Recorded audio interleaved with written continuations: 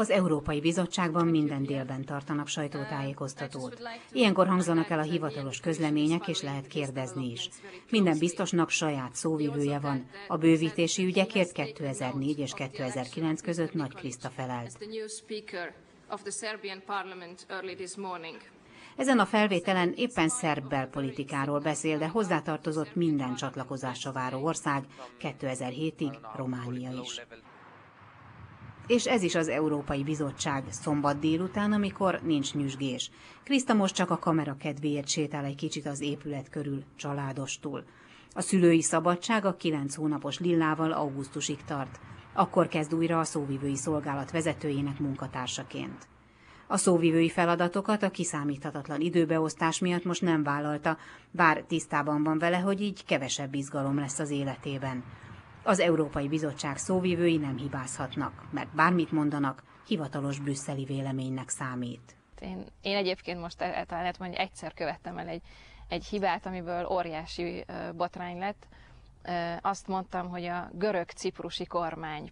Na most én persze ezzel alapjában nem mondtam semmi rosszat, csak ugye sokan úgy érezhetik, hogy ha én a görög-ciprusi kormányról beszélek, akkor lehet, hogy én azt gondolom, hogy van egy nem görög-ciprusi kormány is, amit természetesen se én személyesen, se a bizottság soha nem gondol.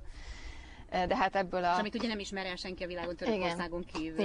Így van, de hát ebből a nyelvbotlásból egy órán belül óriási botrány kerekedett a szigeten, úgyhogy elég nehéz volt utána lecsitítani a kedélyeket. Kriszta 3 idegen nyelven beszél és dolgozik. Strasbourgban és Berlinben járt egyetemre. Brüsszelben eleinte újságíróként dolgozott, 2004-től a bizottság munkatársa.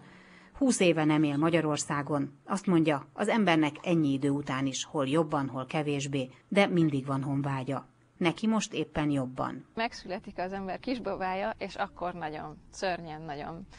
És már pedig azért, mert ugye a családra egészen másképp van az embernek szüksége, és az, hogy itt nincsenek itt a nagyszülők, ez szörnyű.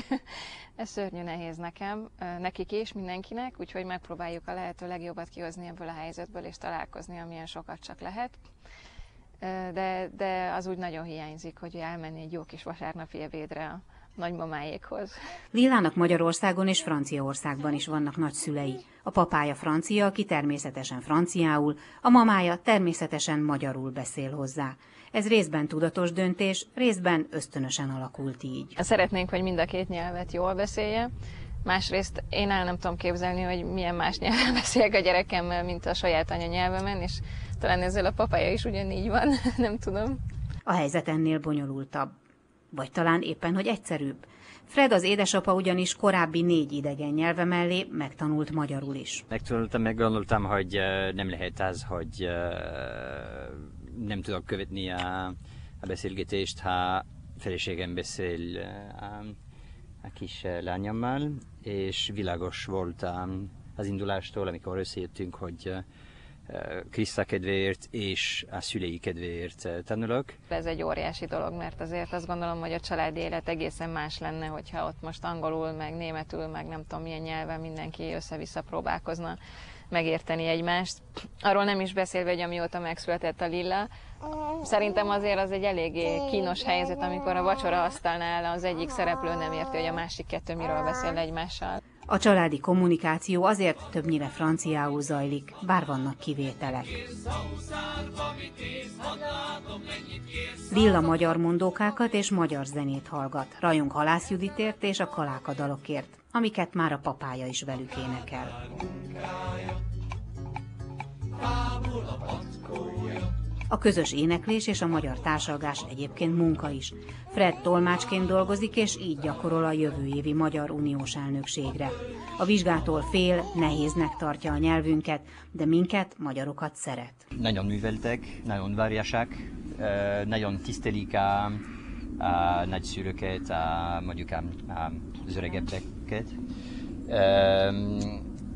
És amikor először mentem Magyarországba 2003-ban, azonnal beleszerettem az országba is. Olyannyira, hogy egyszer majd nyugdíjasként szívesen töltené minden év felét Magyarországon.